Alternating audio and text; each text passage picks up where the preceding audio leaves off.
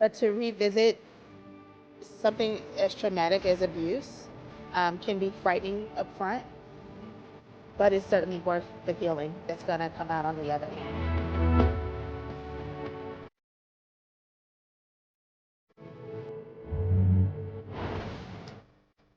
Well, hey there, folks.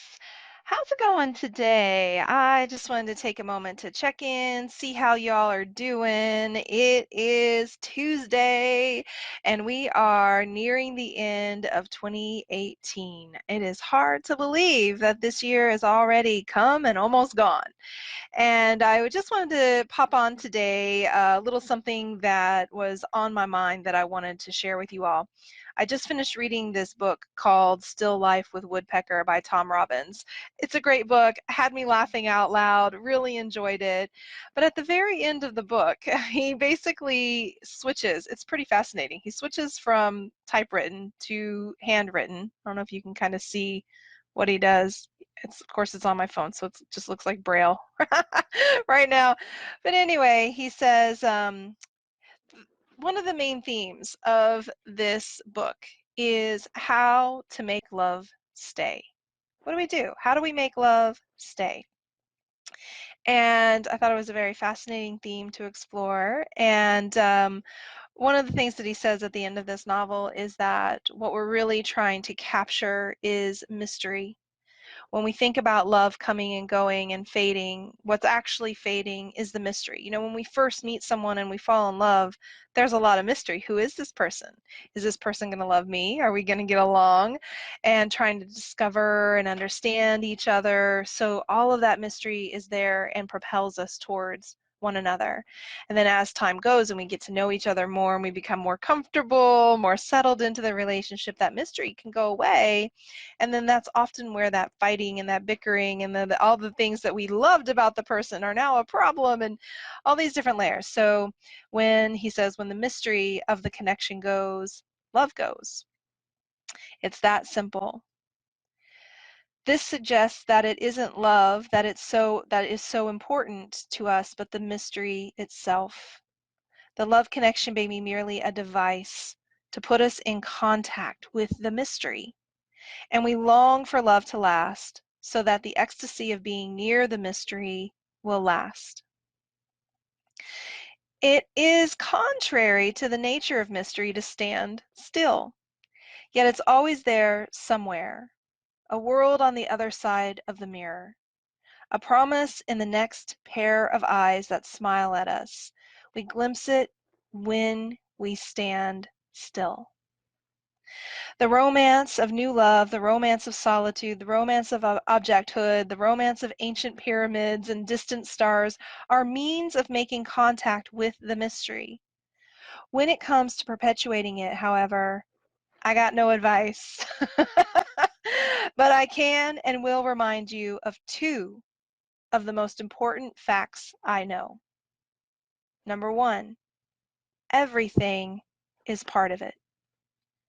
Number two, it's never too late to have a happy childhood. And that's how he ends the book. So I read that last line and I literally like, whoa. Like, okay, let me just like step back and take that in for a second. It's never too late to have a happy childhood. And following on from everything that he's talking about mystery and how we access that through being still. And that really got me to thinking about childhood as a space and time, even if we're growing up in the midst of abuse and trauma, where we have a very high capacity to be present. You don't often think of children as being still. They aren't in their movement, in their bodies, right? They're running, they're moving, but oftentimes they have a stillness of mind and spirit because they're just present. They're just connecting. They're not thinking way far in advance of all the things that might happen. They aren't even reflecting very much on the past. They're just being here. So I began to think about what that would mean then to have, it's never too late to have a happy childhood. So I'm thinking on a lot of different levels, and y'all are going to have to bear with me because I'm still gathering my thoughts about this. But the first thing is stillness. How do we access stillness and presence? And then the other piece of the puzzle is actually activating childlikeness and the joy and the freedom that comes when we are childlike. One of the things that my friends often reflect to me is that I have this capacity to just be really silly and goofy. And I went out, some of you probably saw the posts from the Golden Girls live. This was just a hilarious, hilarious evening. And I mean, I was just almost rolling in the aisles laughing because I just let myself surrender into the moment and be so present into the experience and joyful about it. And I wasn't judging myself. I wasn't worried if I was laughing too loud, am I, any of that stuff, and just embrace the hilarity of all that I was seeing. So I know for many survivors of abuse and trauma, this is something that I've thought about a lot in my own healing journey is, okay, I've missed out on so much. My life, you know, I hear a lot of survivors say things like, my innocence was stolen, my innocence was taken, I missed out on my childhood, I don't even remember a lot of my childhood, and all of that is really understandable. I get it. I get where all that's coming from. And I guess what I want to offer you all today is, don't forget about the mystery of life.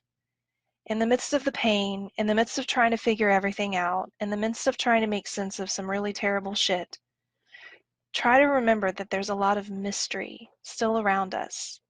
Try to take some time to be present. Get out of your head. Get out of the past. Get out of the future and be here. And in that moment, I think there are opportunities to capture our childhood, to capture innocence, and to just tune into joy. So just a little offering there, a little invitation to try that out and see if you do. I'd love to hear what comes up for you and what you experience. So remember, it's never too late to have a happy childhood. I'll see you all again soon. Take care.